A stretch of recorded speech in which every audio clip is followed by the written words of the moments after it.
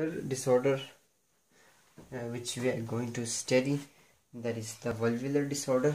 As we know that there are 4 type of valve present in our heart, that is tricuspid, bicuspid, two-cusp, semilunar, and aortic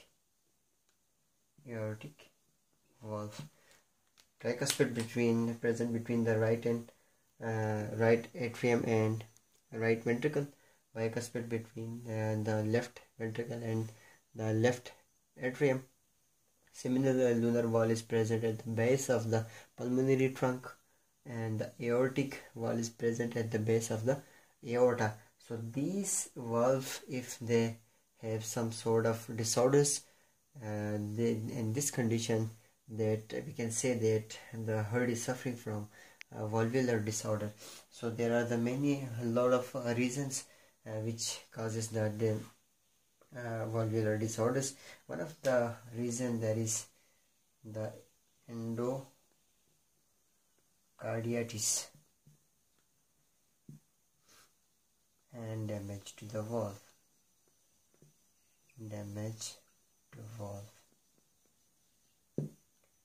And a rheumatic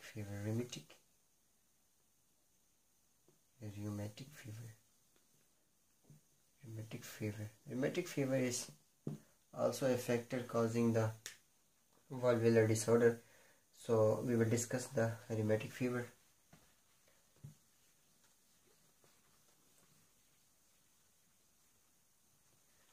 So what happened in rheumatic fever?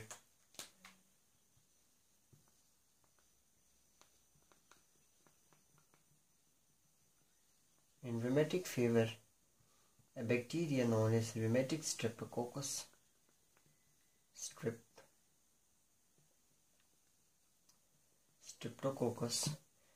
This bacteria mainly attack your throat and causes pharyngitis. It attacks to your throat and causes the inflammation of your pharynx. This is called pharyngitis. If a person is suffering from the rheumatic streptococcus or the rheumatic fever and he is untreated for a longer period of time, then what will happen? The bacteria from your throat enter into your blood circulation, and from the blood circulation it finally reaches to the heart. When it reaches to the heart, it attacks your endocardial cells. As we know that the walls are mainly made up of the endocardium, so defect in this endocardium or inflammation in this endocardium leads to the defects and degeneration or damage to the valve. So how the bacteria causes damage to the valve? That it may be the bacteria make the valves, make pores or holes into the valve, or maybe make the valve scarring, or maybe making the valve overgrowing, or maybe making the valve inflammation causing the valve, and one of the reason that is endocarditis. That is when the bacteria attack the endocardium, it causes the inflammation of the endocardium, and this is called endocarditis. So all of these factors which causes by the streptococcus bacteria, these factors make the valve leaky. Once the valve become leaky, it failed to hold a separation. It failed to hold the blood separate from the atrium and the ventricle, from the right ventricle to the pulmonary trunk, from the left ventricle to the aorta, because they fail their function, so they cannot keep the blood separation in between these chambers of the heart. So it is a very serious disorder that the heart become completely dysfunction due to the dysfunctioning and due to the defects into the valve. So it is very necessary to the person who is suffering from a rheumatic fever to get a proper treatment on time. So these are the about the rheumatic fever and valvular disease. The other disease related to the heart, that is the hypertrophic cardiomyopathy.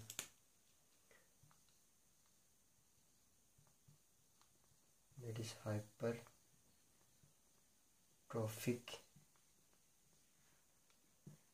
the hypertrophic cardiomyopathy.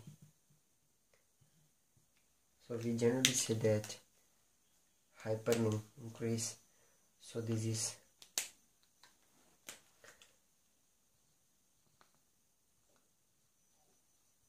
the thickness or the thickening of the ventricular muscles due to the overgrowth of the muscle. So we may say that it is the pathological condition in which the muscles of the heart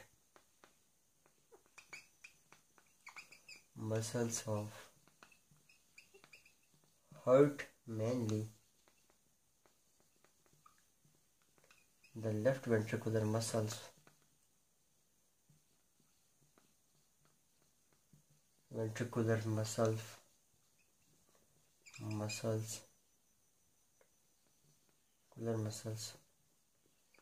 become thick due to overgrowth, that the muscle become overgrown. Why the left ventricle is mainly attacked in every pathological disorders? Because the left ventricle is the main part of the heart which have to perform a lot of function, that it have to push the blood from the ventricle itself into the aorta, because the aorta has a pressure that is more, it is about 80 mmHg. So the ventricles do much strong contraction in order to push the blood into the aorta and distribute the blood to the whole body. So mainly the septum or the thing which causes the defects into the ventricle, that is the left ventricle. So in hypertrophy, what happen? The ventricular muscle become thickened, overgrow. When the muscles of the ventricle become overgrow, the space in the ventricle for the blood become decreases. So once the ventricular space decreases, less amount of blood is sufficient to fill this small space. So less amount of blood from the atrium reaches to the ventricle, and this less amount of blood enter into the aorta, and from the aorta it reaches to the body. So as less amount of blood is pumping from the left ventricle to the aorta, and from the aorta to the body, different parts of the body, different organs of the body. So as less of amount of the blood, so we can say that less content of oxygen, less content of nutrients is spreading or reaching to the tissue level. So less amount of oxygen at the tissue level causes tissue hypoxia, and this tissue hypoxia causes some metabolic disorders in case of glycolysis. If oxygen, in case of Krebs cycle, if oxygen is not sufficient, then what happen? Lactic acid formation is occur, and the acidity inside the cell increases, and this increasing acidity causes acidosis, and it may be causes the damage of the different type of the proteins. So it causes a different sort of disorders into the body, or in case of skeletal muscles, it causes some metabolic dysfunctioning, and the muscles cannot perform their function well. So these are the defects due to the heart disorders. So there are the certain symptoms.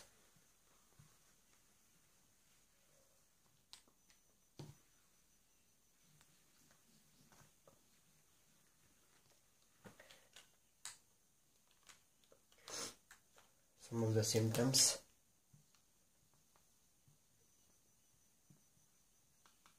Symptoms of heart disease. Yes, as I mentioned that less oxygen reaches, so it causes the feeling of tiredness, feeling tired.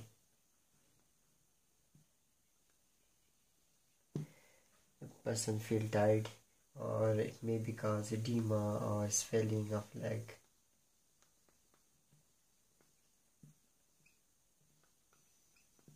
Edema, there are two types of edema as I discussed. If the person is suffering from left cardiac failure, then the edema will be pulmonary edema, and if the person is suffering from cardiomyopathy related to the right side of the heart, then the person created some sort of peripheral edema, and this peripheral edema leads to the swelling of your legs, swelling of your arms, swelling of the portions which mainly blow under gravity. So we can say that it maybe causes the swelling of legs, and it also causes the chest pain. As we discussed, angina is one of the example of the coronary disorders in which the oxygen cannot fully provided to the heart muscles, so cause a feeling of the pain and hypoxia.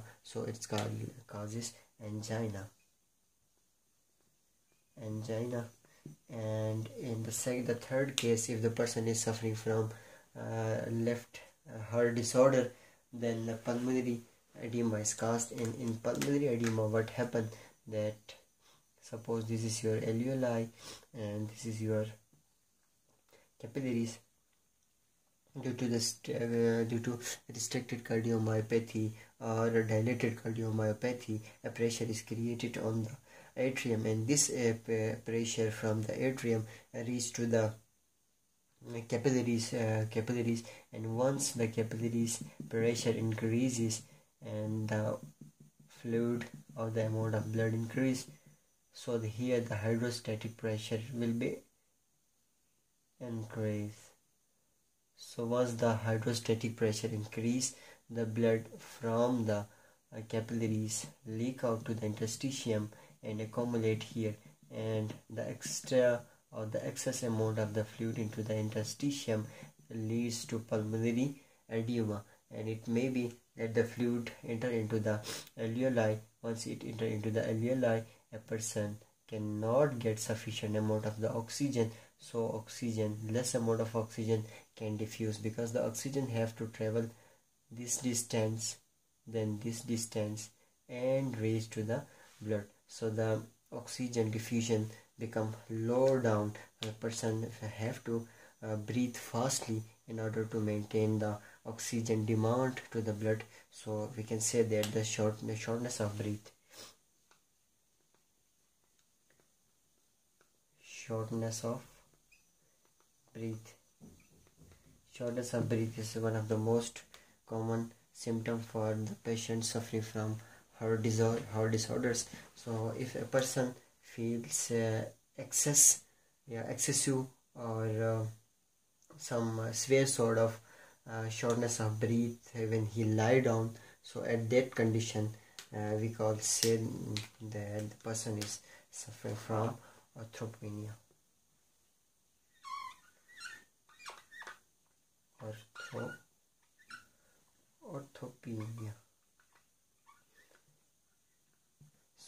may say that a person, if a person feel some sort of severe shortness of breath when he lie, or he sit on the chair in a semi-fall position, so that condition is called as orthopnea.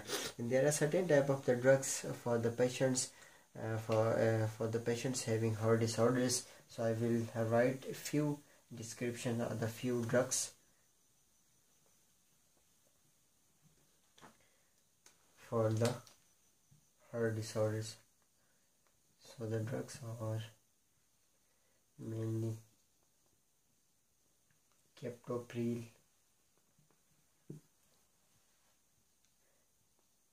nalapril,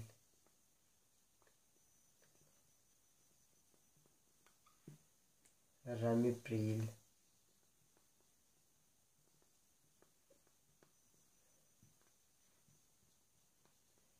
fascinopril,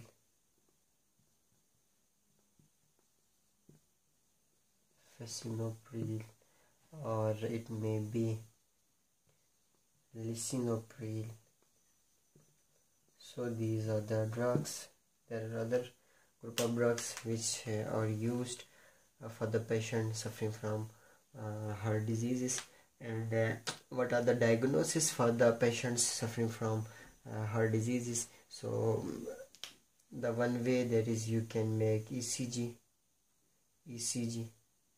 and the second you may check the cardiac markers into the blood. There is the amount of enzymes, certain enzymes, for example the HDL level into the blood, and the creatinine kinase level into the blood.